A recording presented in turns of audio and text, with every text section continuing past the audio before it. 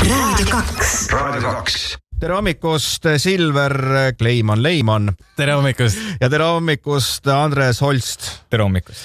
Eesti meest on nii raske arsti juurde saada, et kampaania korras tuuakse arst sinuni, lugupeetud mees. Vaimsest tervisest hakkame me nüüd rääkima novembris. Mis on siis meeste tervise kuu? Üleüldisemalt küll ja sellel aastal on fookus siis tõepoolest meeste vaimsel tervisel. Andres, sina oled psühholoog. Täpselt nii. Kui tihti psühholoogil on psühholoogi vaja? Ma ei tea, ma arvan, et suht tihti, aga õnneks mul on palju psühholoogi ümber ka, et saan kõik mured jooksvalt räägitud. Aga kus kohas oma hariduse oled saanud? Maastrichtis, Hollandis. Miks mitte Eestis ei ole seda omandanud? Tol hetkel tundus, et tahaks psühholoogiat õppida mingi kindla nurga alt ja see nurk oli neuroteaduse nurk ja siis vaatasin omal sobiva koha välja ja programmi ja läksin sinna. Aga miks sa just psühholoogiks õppima tahtsid minna?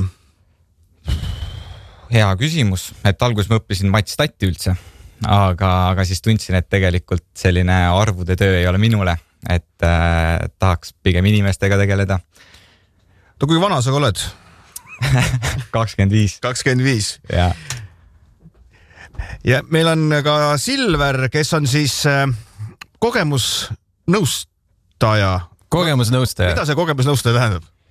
Kogemusnõustaja on inimene, ehk siis ma olen ka inimene ja kes on midagi traumeerivat läbi elanud, näiteks depressioon, ärevushäire, on sellest taastunud, on õppinud nõustamise põhitõed, ehk siis kogemusnõustamise alused selgeks ja saab teisi inimesi aidata siis selles samas mustas augus näiteks nagu depressioon on. Oota, kogemusnõustajaks saab siis sellisel juhul, kui sa kõigepealt käid põhjas ära ja siis nii-öelda saad tabletid peale ja siis sealt välja tulles siis võid minna õppima.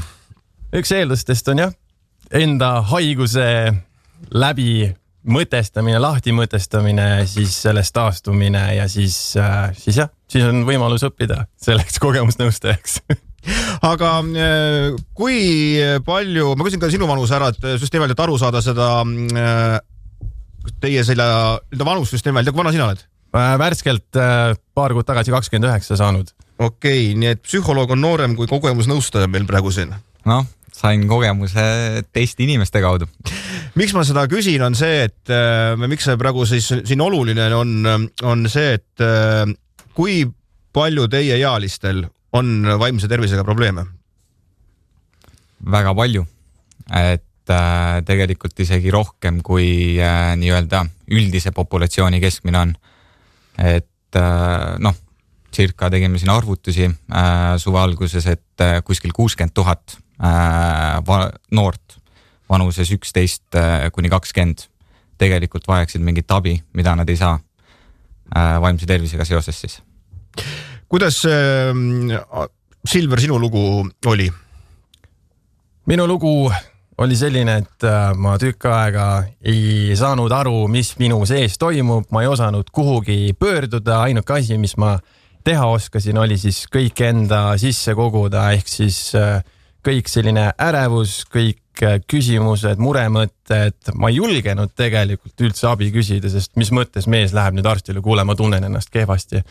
Ja eks see aega mööda kogunes sisse, kasutasin selliseid meetmeid, et mitte midagi tunda, alkohol, probleemide eest põgenemine ja eks siis mingi hetk jõudiski piir kätte ja käis plahvatus. Oota, aga hakkame, kas sa mäletad, kas ta on mingit momenti, kui sa aru said, et midagi on nagu jama ja kuidas see justkui väljendus sinu puhul? See hakkas idanema selline mõte surmast, et kahtlus, et kas ma üldse näen oma järgmist sünnipäeva. Ja kui vanas olid siis, kui sa praegu oled 29, kui vanas olid siis? Ma olin siis nagu ma hakkasin teadvustama, ma olin äkki 24 lõpp äkki kuskil seal kandis. Ja kuidas seda see arenes? Siis oligi selline punkt ajas, kus oli minu esimene kõige hullem paanikahoog ja pärast seda maailm justkui muutus. Oligi igapäevane ärevus, suutmatus üldse funktsioneerida normaalselt, tööl käimine ei tulnud enam välja, üleüldse mitte millegi tegemine ei tulnud välja. Kas mingil hetkel need vaimsed ärevused võivad minna üle ka füüsiliselt, ma ei tea, terviseprobleemideks? Jaa, et see on selline psühhosomaatika, et nii-öelda siis need vaimse tervise probleemid kanduvadki üle füüsilise tervise probleemideks. Näiteks ärevuse puhul on selline lihaspinge ja siis see akumuleerub samamoodi ja siis tekivad sellised pingekolded, kuni lõpuks võivad isegi vigastused tekkida, sellised rühiprobleemid, valud alaselgades, seljas tegelikult. Selge on üks. Ja näiteks ka veresoonkonna haigused, mis on kõige sellisem kaasuvam probleem ärevusega. Silver, millal sa abi otsisid või kas keegi ka aitas abi otsimisel? Oli seal olemas mõni sõber, vanemad? Jaa, mõned tuttavad ja sõbrad paremad ikka olid olemas, kuulasid, andsid võib-olla juhiseid, et võiks ju minna, proovida arstile minna. Ja ma olin muidugi ise selline, kes mõtles, et küll ise üle läheb ja homme, kui märkan, siis on kõik tagasi normaalne. Aga tegelikult ei olnud ja viimases hädas ma läksingi perearstile, sest ma ei osanud enam muud moodi, ma ei saanud hakkama endaga. Mis siis sai? Siis oli vaja ootejärjekorras olla, et saada... Kaua need ootejärjekorrad on ju vist meeletult pikalt? Mõned aastad tagasi olid pisut lühemad. Kaua sa pidid ootama? 3-4 kuud? Mina olin kuskil 6. 6 aega? Ja praegu on need 3-4 kuud, mitte 5. Mis sinuga tehti siis? Said psühholoogi juurde aja? Ma sain alguses psühhiaatri juurde aja. Said tabletid peale, eks ole? Alguses kohe mitte.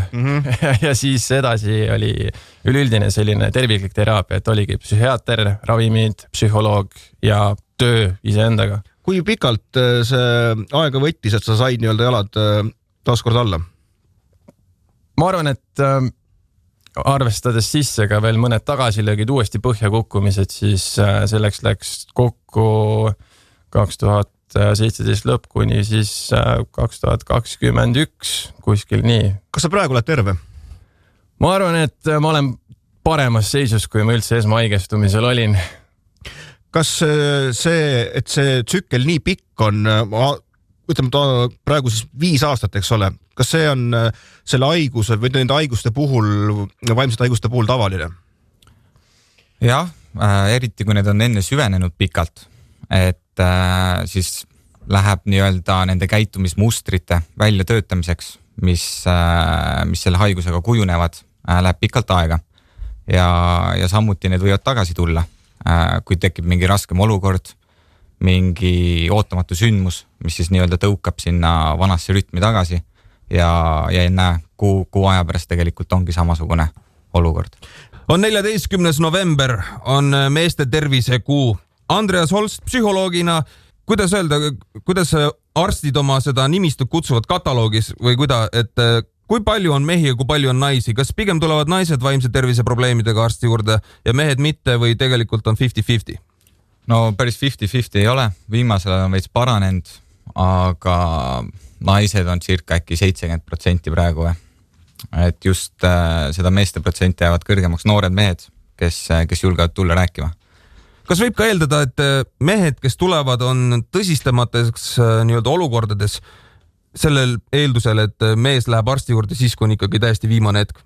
Jah, põhimõtteliselt võib eeldada küll, et ega nad varem väga ei taha tulla, et kui just ei ole mingit suitsiidmõtted või pikaajaline sõltuvus juba sees, et siis vaatavad, et okei, enam ma ei saa tööga hakkama, perega läheb veits metsa ja siis tulevad. Aga kuidas käib nüüd see süsteem, et siin Silver enne ka ütles kõike läbi teinuna ja nüüd, kui tunne lõpus paistab juba väga ere valgus, eks ole, et mitmel korral on ka sellised tagasikukkumised. Mis see tagasikukkumine tähendab? Et oled alguses, siis täiesti ka alguses sa lähed tagasi või see kuidagi see kukkumine sinna auku on kuidagi justkui lihtsam? Tagasikukkumine, jah, võid minna algusesse tagasi ja võid sealt algusest isegi veel sügavamale kukkuda, nagu mina kukkusin. Ma olin nii tumedas kohas, et ma mõtlesin üldse, et aitab küll siin olemisest ja et ennast ära lõpetada üldse. Aga samas jällegi see ei tulnud välja ja see andis nagu uue võimaluse ja just see tagasi kukkumine võibki tulla siis sellisel viisil, vähemalt minu jaoks tuli, et ma läksin uuesti samasse keskkonda tagasi, kus ma läksin katki. Mitte midagi muutmata, arvasin, et ainult ravimid aitavad, aga tegelikult ma ei tegelenud oma sisemaailmaga, kes siis see tunnete näitamine ja tunnetest rääkimine, see, mis sees toimub, see ongi nagu oluline. ainult ravimitest ei piisa, sain ma nüüd aru, et see, kui sa määrad peale või määratakse peale antidepressandid, siis see ei ole imekoht. Miks ainult ravimitest ei piisa? Laias lastus need tunded või see olukord, kus oled, see tekkis ju mingite sellise pikaajalise käitumismustrite või keskkonna kaudu ja kui sa paned sinna ravimid peale, siis ta veits parandab, tekitab parema enesetunde, aga kui need ravimid ära võtta, siis need põhjused on ju seal ikka olemas. Mida antidepressant inimesega teeb ja miks seda vaja on? No antidepressante on erinevaid, erinevat moodi mõjuvad, aga laias lastus tõstab sellist meeleolu taset, tekitab motivatsiooni, mis aitab nii-öelda siis tegutseda, oma olukorda parandada. Et kui sa oled seal väga sügavas augus, siis on hästi raske alustada seda paranemise teekonda, aga antidepressandid siis aitavad. Aga kas ei või olla selline olukord, et antidepressant teeb sul olukorra kohe nii heaks, et just kui maailma mured kaovad ära ja sa ei pööragi tähelepanu võib-olla sellele sisemaailmale, et hakata neid juurpõhjuseta kaema? Mitte päris, et see võib-olla juhtuks opioidiga näiteks. Kas opioide väljastatakse vaimse tervise puhul? Ei väljasta. Aga psühholoogi tööst rääkides, mida teeb ravi nii-öelda metoodiliselt psühholoog, eks ole, me kõik mõistame, et on brošüürid, kus öeldakse, et hinga sisse välja, eks ole, teed talisuplust ja küll siis nagu lõpuks ka nagu paraned, aga mida psühholoog oma patsiendiga teeb? See ei saa olla lihtsalt pelgalt selline, et räägime juttu ja siis on kõik okei. Jah, et psühholoog või vaimse tervise spetsialiste on erinevaid, et ravi nii-öelda tegelikult teeb terapeut ja terapeut Eestis on siis kas pereterapeut või kognitiivse käitumisteraapia terapeut. Ja näiteks see kognitiivse käitumisteraapia terapeut siis nii-öelda tegeleb selle kognitiivse poolega, et aitab sul lahti mõtestada enda kogemusi, muuta mõttemustreid ja samal ajal siis ka muuta enda käitumisharjumusi ja siis need kaks komponenti kokku panna, nii-öelda kasutades mingid kindlaid selliseid spetsiifilisi metoodikaid, mis on tõestatud, et toimivad, siis kokkuvõttes annabki selle paranemise tulemuse. Kui pikalt kogu see protsess aega võib võtta, et inimene saab jalad alla ja saab oma normaalse elu tagasi? See on väga varieeruv, et osad näitavad paranemise märke juba 2 kuuga, kui võib-olla olukord ei ole süvenenud, aga osadel võib minna täitsa aasta 2 kuni isegi 5. No siin juures olevalt pildilt, nagu me oleme aru saanud, siis protsess oli väga, väga pikk, aga mis puudutab, Silver, sinu praegust siis panust, mida kogemusnõustaja teeb, mida sina teed? Minu panus on selline, et ma ühendun inimesega, siis kui tema leiab minu üles või mina leian teda mingid kanalid pidi üles, siis minu eesmärk on esmane see, et tekitada tunne, et ta ei ole üksi. Ja kindlasti üks minu eelis on see, et kui ta juba mingit tunnet kirjeldab, siis ma olen midagi sarnast enam-vähem läbi elanud ja saan talt küsida vastu siis küsimusi niimoodi, et ta oskab enda olukorra hukkamõistu vabalt lahti seletada. Kas jätkuvalt on see, et inimesel on midagi sassis, ütleme, peas või vaimsed häired, kas see on Eestis jätkuvalt tabuteema? Ma ütleks, et olukord on paremaks läinud kõvasti, sest see aeg, kui ma ise ei julgenud rääkida, siis nüüd aastatega pigem just on rohkem öeldud, et jah, ma tunnen masendust, depressiooni, statistilisi numbrid kindlasti oskab Andres päevile järgi välja tuua. Ja, et mõneti on, et kas või see, et suitsiid on see kõige, ütleme, katastroofilisem juht ja neid on meil 2,5 korda rohkem kui näiteks Euroopas keskmiselt.